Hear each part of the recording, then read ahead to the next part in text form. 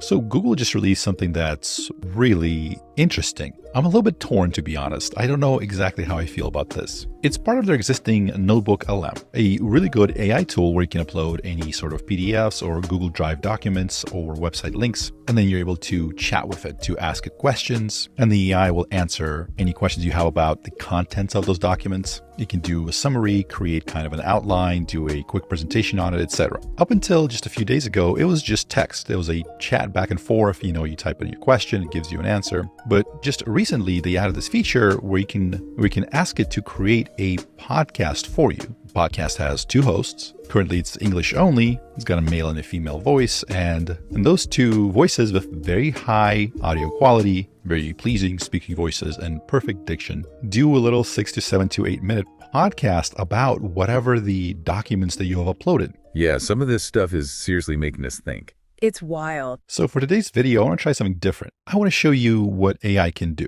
So I took that audio podcast and I've created video for it with avatars from HeyGen. So what you're about to see is written by AI. It's summarized by AI based on real research papers, based on real news. It's voiced by AI completely, and the video avatars are generated by AI. All I had to do was find the links or the PDFs, the documents, upload it to a project, and click one button. Here's the first one. It's about a project out of Tencent that can create video game worlds, open worlds, on the fly using AI. So this is two AIs reading a script generated by AI about AI video games. Take a listen. Ever dream of open world games that go beyond anything we've seen before?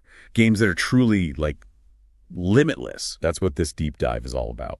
We're looking at GameGeno and how AI might actually be able to craft those experiences. Not just, making prettier graphics, but actually designing the game itself. That's what's really got me excited, this potential to go beyond just designing textures or landscapes. We're talking about AI creating characters, stories, entire worlds that react to your every move. It's a whole other ballgame. It's a tall order, to say the least. But before we get ahead of ourselves, let's break down some of the technical stuff. We're talking GameGeno and this massive data set of existing games called OGameData. What exactly are we dealing with here? So imagine you want to teach an AI about, say, painting. You probably wouldn't just show it stick figures, right? You'd want to give it the masterpieces, the classics, the entire history of art. Well, that's kind of what OGameData is. It's like the AI's art school. Exactly. A massive collection of something like 150 games across genres and styles, all feeding into this AI, helping it understand what makes a game world actually work. So this AI is basically mainlining the entire history of video games. Yeah. Wild. But what happens next? How do we go from this mountain of data to, actually playing something? Right. So the AI goes through a two-stage training process. First, it focuses on building a foundation, learning the essential rules and patterns of game design. Things like level design, how characters move, all that good stuff. So learning the grammar of game design before it tries to write a novel. Perfect analogy. And once it's got those fundamentals down, then it moves on to what they call the instruction phase.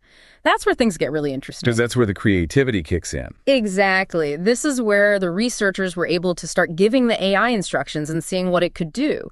For example, they told it to generate different characters and were able to get versions of Geralt from The Witcher. Oh, wow. A spacefaring Astroneer. Okay, that's cool. Even, get this, RoboCop. RoboCop battling zombies in a fantasy forest.